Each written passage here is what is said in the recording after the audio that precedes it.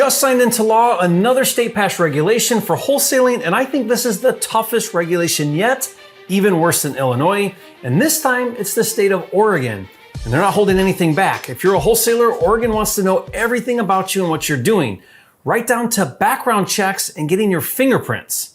Now that's about as invasive as getting a colonoscopy without anesthesia.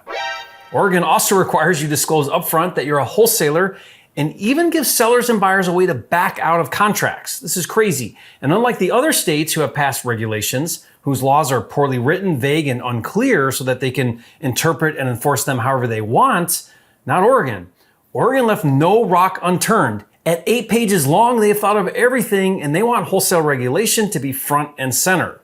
Now, Oregon ain't playing around. So on this video, I'm gonna break down exactly what this new law is, how it will impact you as a wholesaler, and what to do about it. And by the way, I've done videos covering all of these different regulations and created a playlist for you. I'll put the link in the description below. And I also created a free report with all of the cities and states that have passed regulation into law, as well as proposed bills that are currently in progress. And I'll give that report to you for free. Just go to wholesalerregulations.com to get the free download. Now, all of the states so far have enacted laws or are proposing bills have taken the stance that wholesaling in some form or another violates brokering, and therefore wholesalers must acquire and maintain a real estate broker's license. But Oregon decided to take a different approach than focusing solely on getting a real estate license. Instead, effective starting January 1st, 2025, Oregon is requiring all wholesalers to be registered and subject to the oversight of the Oregon Real Estate Agency, also known as the People's Republic of Oregon. Now, as such, registered wholesalers would have to have a high school diploma, go through background checks, adhere to strict disclosure and compliance, and give the Oregon Gestapo the authority to investigate. And if they find any wholesaler who acts in bad faith or without proper registration, they can punish by way of public execution. So let's dive into this new law. Since it's 8 pages long, I'm going to highlight the key points.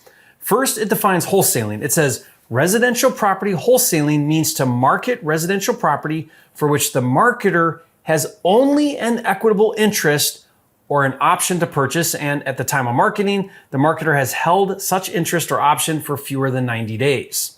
Now, what does this mean?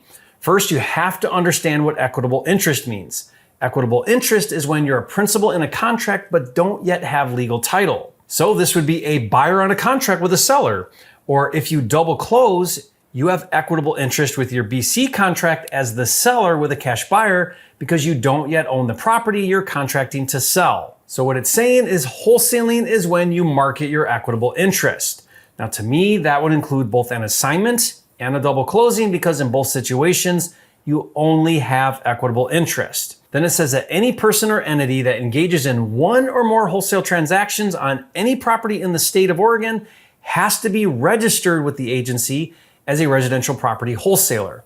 Now there's an exception, which I'll get to later, so keep watching. But first, let's talk more about this registration.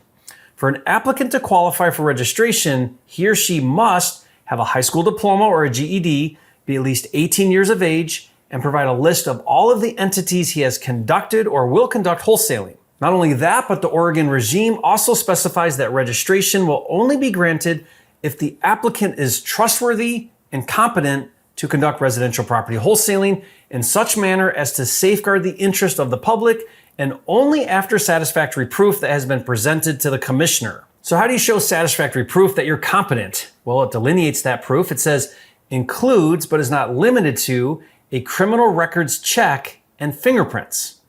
So much for second chances in life with Oregon. The next requirement for wholesalers in Oregon is disclosure.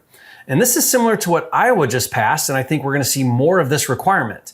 It says in Section 5, residential property wholesalers must provide written disclosure to any potential buyers and sellers before entering into a written contract, and to any real estate agents who are assisting sellers or buyers in a wholesale transaction, as well as any and all advertising of a wholesale property. Now, unlike Iowa, Oregon gave an outline for what the written disclosure must contain. It says the disclosure at a minimum must state that you are a wholesaler, the entity in which you conduct wholesaling, that you only have an equitable interest in the property being sold, that you are not a licensed agent if you're not, and as such, might not even be permitted to engage in professional real estate activity, and that you are not a licensed appraisal specialist, if you're not, and therefore you might not be permitted to provide an opinion as to the value of the property, and you have to disclose to cash buyers that you do not have legal title to the property and therefore might not be able to convey title.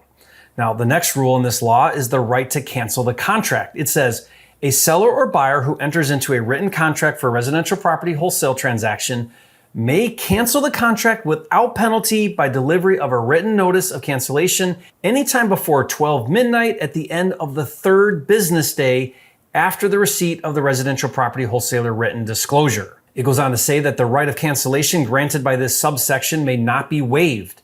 Upon cancellation, all earnest money or deposits shall be returned to the person who provided the earnest money or deposit. And if you fail to provide the disclosure before entering into contract, the seller may terminate the contract at any time without penalty and retain any earnest money or deposit paid by the seller or deposited into escrow by the residential property wholesaler. An escrow agent may disperse the earnest money or deposit to the seller without the need for separate written instructions from the wholesaler. And if the purchase and sale agreement is terminated as a result, the wholesaler shall be liable for damages incurred by seller and buyer.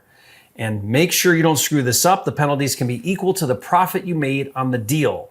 Now, there is a provision that says you don't have to be registered as a wholesaler if you obtain an active real estate license, but you still have to do the disclosures and follow all the other rules. And there you have it. Now, what's frustrating is that this law came out of nowhere and was crammed down our throats super fast. It was introduced February 5th this year. It passed the House a week later, then the Senate 2 weeks later, and was just signed into law by the governor on March 7th. That's the fastest I've ever seen a bill enacted into law. And you might find this surprising, but the biggest supporter behind this new law is the National Association of Realtors, or NAR, or who I like to affectionately refer to as the cartel. Now, NAR has taken a strong position that wholesaling is a harmful and deceptive practice. When this bill was first introduced, the Oregon Association of Realtors put out a call to action for its members to support this bill. This is what they said: wholesalers deploy predatory tactics, engage in misrepresentation, or do not make consumers fully aware of what it means to enter into a wholesaling agreement. Several state and local governments around the country have responded to these bad actors by passing laws to regulate residential property wholesalers. Oregon currently lacks these same kinds of common sense consumer protections and does not regulate property wholesalers. And there we have it. Now, this approach by NAR, the media, and other anti-wholesaler groups really gets under my skin. The idea that wholesaling is predatory is just untrue. It's unfounded and grossly misrepresents the good that we do for sellers and communities. NAR and the state real estate commissions want wholesaling under their umbrella, but they completely misunderstand the distressed seller market. The truth is, real estate agents by and large are unable, unwilling, and unskilled to help distressed sellers. This campaign by NAR to demonize wholesalers is pervasive and damaging to our industry. And Oregon isn't alone. More and more states are adopting these ideas and passing regulation. Like I mentioned earlier, to help you stay on top of these laws and bills, I created a free report that has all of the laws passed, what they dictate, and a list of bills being proposed by state. And I'll give that report to you for free. Just go to wholesalerregulations.com. And that brings me to the last thing. I'd like to ask for your support. I started a National Association of Wholesalers. The goal is to become unified as an industry, raise the bar for wholesaling ethics, bring awareness to the service we provide, have a seat at the table with these legislators, and fight to preserve or overturn unconstitutional laws that are being passed. Now, aside from just getting the association formed and started, I haven't done much else because I need more support. So if you're interested in learning more, pledging your support, and joining in the cause, go to nrewa.org and ask to join the mailing list. And leave a comment, let me know what you think about this new law in Oregon, and I'll see you on the next video.